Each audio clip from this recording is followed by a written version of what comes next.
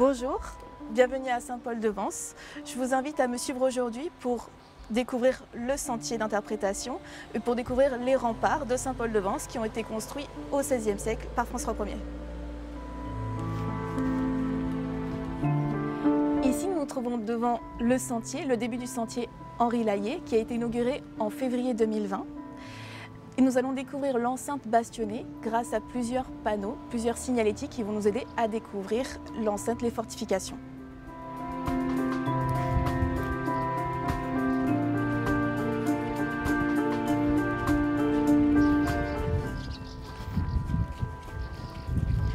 Ici, nous nous trouvons devant le premier panneau explicatif qui va parler du passé agricole de Saint-Paul-de-Vence. Donc, il va expliquer plusieurs grandes étapes importantes pour l'agriculture à Saint-Paul-de-Vence, notamment grâce au maire Marius Isser.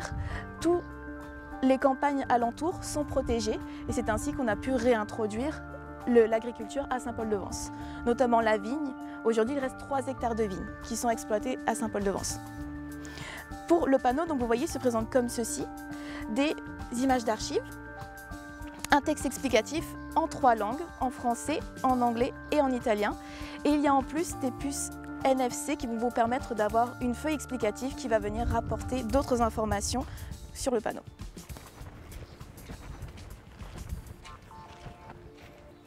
Donc ici, on se trouve devant le panneau qui représente le schéma de l'enceinte bastonnée.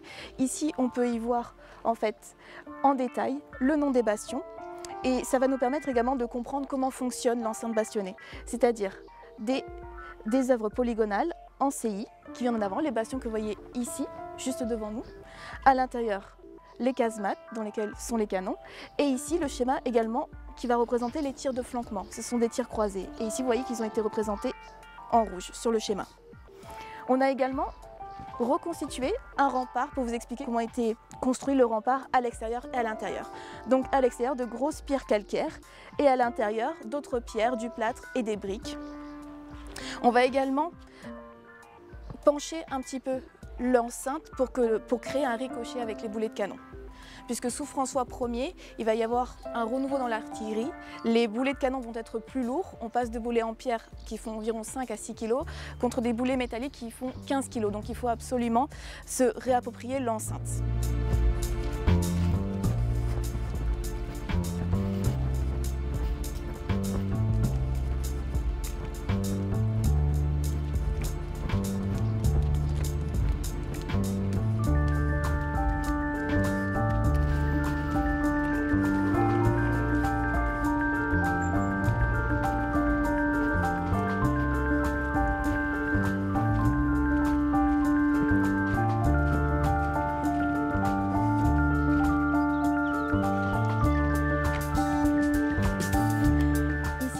Devant la brèche de la Courtine Sainte-Anne qui s'est effondrée en 1805, qui a été ensuite reconstruite. J'en profite pour rendre hommage au maire Henri Layet qui a sauvé les remparts de la destruction en 1872, car il a racheté les remparts pour la somme de 400 francs. Ici, nous arrivons devant le dernier panneau explicatif qui représente les plantes à parfum. Il y avait à l'époque environ 30 hectares de culture pour les plantes à parfum, donc notamment la rose de mai, la fleur d'oranger, la verveine. Avec la création du sentier, nous avons replanté plusieurs arbres fruitiers et également d'autres plantes tout au long du sentier. Il vous faudra environ une trentaine de minutes pour le réaliser si vous arrêtez à chaque panneau signalétique et vous profitez également de la vue. Maintenant, je vous invite à me suivre jusqu'au chemin de ronde.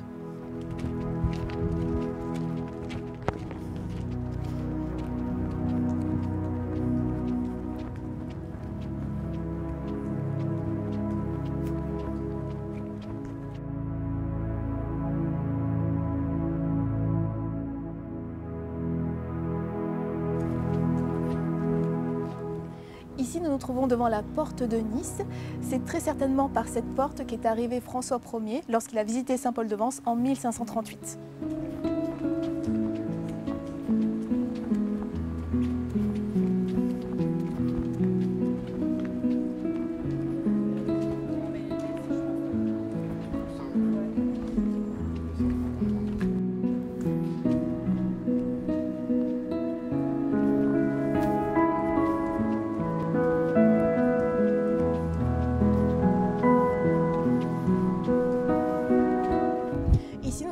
très joli point de vue sur le cap d'Antibes, Villeneuve-Loubet avec Marina Baie des Anges, Cannes-sur-Mer, et de l'autre côté, le Bahut de Saint-Janet et le Mercantour.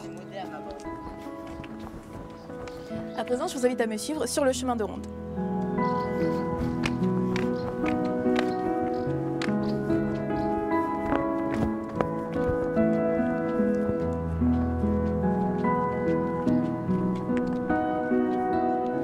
Ici, nous avons une très jolie vue sur le village de la Colle-sur-Loup. La Colle-sur-Loup est un village qui a été construit à cause de la construction des remparts de François Ier, c'est-à-dire que pour créer les remparts du XVIe siècle, on a détruit les remparts, on a resserré les remparts du XIVe siècle, ce qui a créé la destruction d'une centaine de maisons, et toutes ces personnes se sont réinstallées sur les collines que vous voyez juste en face.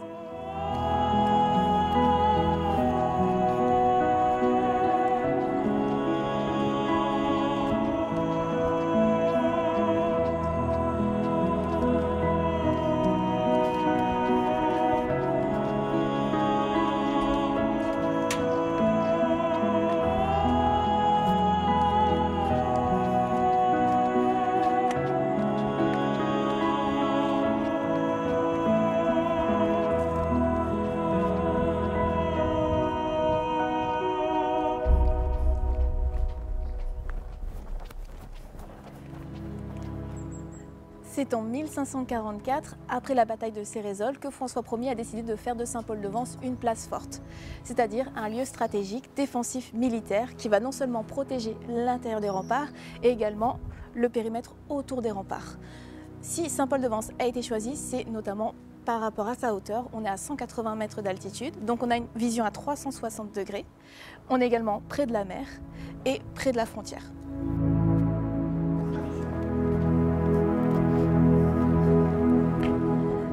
Nous arrivons à la fin du chemin de ronde. Nous allons maintenant rentrer dans le village pour nous arrêter à la Grande Fontaine et également dans le cœur du village pour voir l'église.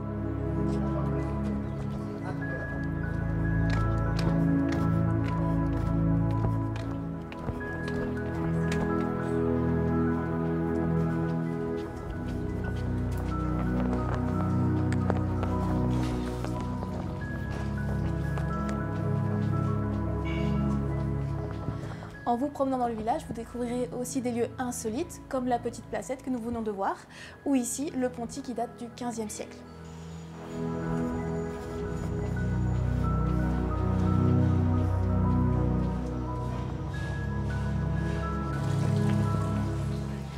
Ici, nous nous trouvons devant la Grande Fontaine. Elle a été inscrite au monument historique en 1932. C'est une partie importante dans le village puisque c'est là où venaient se retrouver les personnes. C'est là où se tenaient également des marchés. Y travaillaient également les lavandières et c'est là où on venait abreuver les animaux.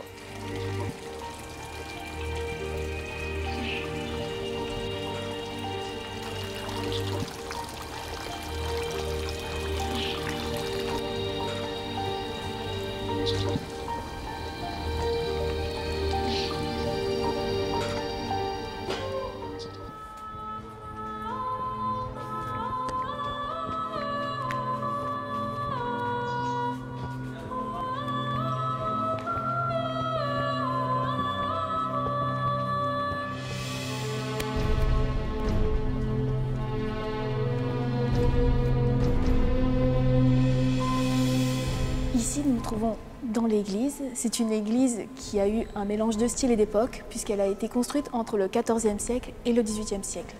Le XVIIe siècle, c'est le siècle le plus important pour l'église, puisqu'elle va être élevée au rang de collégiale. L'église a pu être agrandie, par exemple, vous voyez plusieurs petites chapelles autour de la nef.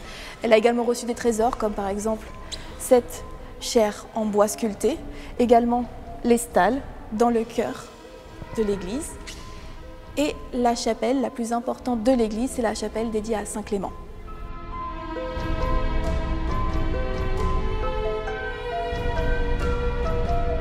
Dans la chapelle Saint-Clément se trouvent les reliques du martyr Saint Clément de Rome.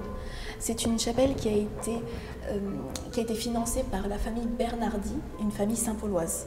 On y voit à l'intérieur un très beau décor dans le style baroque et vous voyez tous ces stucs qui viennent décorer la chapelle. Dans la chapelle Saint-Matthieu se trouve le trésor de l'église. Ce trésor est composé de plusieurs pièces d'orfèvrerie, dont des calices en argent ou des croix de procession également en argent.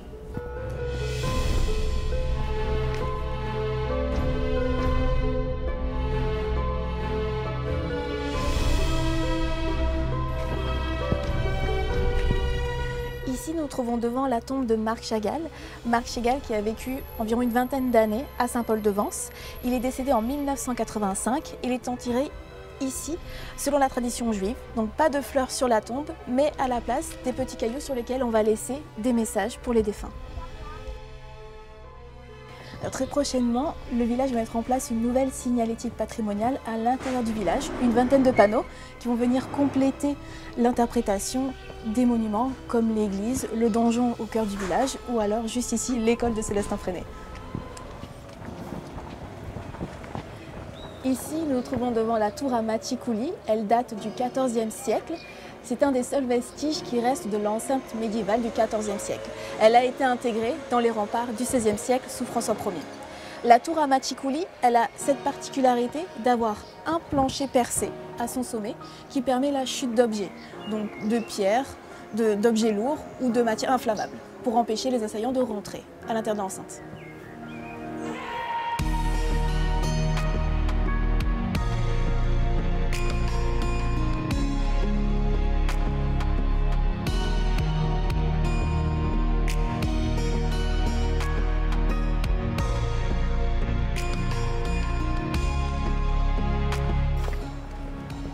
Voilà, c'est ici que s'achève la visite de Saint-Paul-de-Vence. Nous proposons des visites guidées du village à l'office de tourisme. Vous pouvez nous contacter par mail ou par téléphone. Au plaisir de vous retrouver très prochainement à Saint-Paul-de-Vence.